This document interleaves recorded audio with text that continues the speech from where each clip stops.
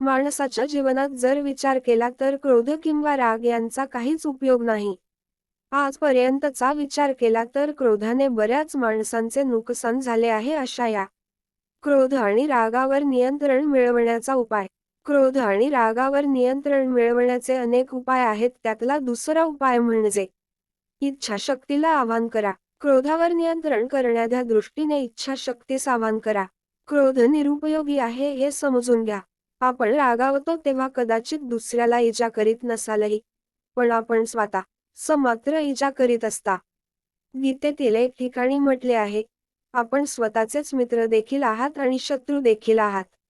जेव्हा मी रागावतो तेव्हा मी स्वतःचा शत्रू असतो. मी दुसऱ्याला इजा पोहोचवत नसलो तरी स्वतःला इजा पोहोचवत असतो. प्रत्येक वेळी मी माझ्या रक्तप्रवाहात विषारी द्रव्य उत्पन्न करीत असतो. एका माणसाला छोट्या छोट्या गोष्टीवरून राग येत असे. राग अनावर होत असे. तो माणूस अचानक शांत झाला, सौम्य झाला. त्याच्यामध्ये आमूलाग्र बदल झाला.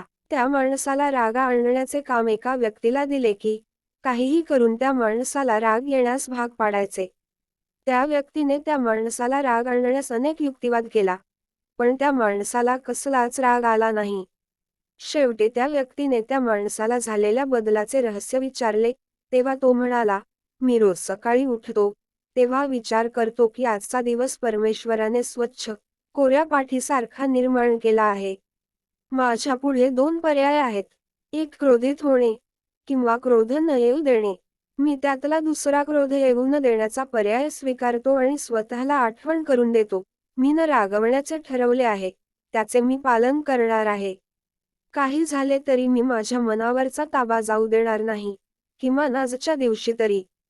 कदाचित इतर लोकांची माझ्याशी चांगली नसेलही, संबंध दिवसात माझ्या मनाविरुद्ध घटना घडतील, पण मी आज तरी रागावणार नाही.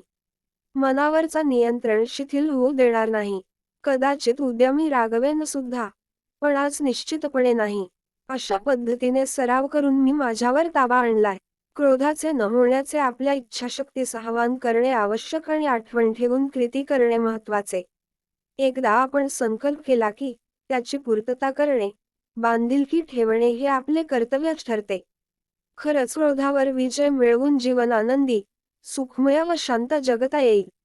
वरील माहिती आवडली असेल तर मनोरंजन या चॅनलला लाईक, सबस्क्राईब आणि शेअर करा. तसेच बेल आयकॉनवर क्लिक करायला विसरू नका जेणेकरून पुढील माहिती आपल्यापर्यंत लवकर पोहोचेल. धन्यवाद.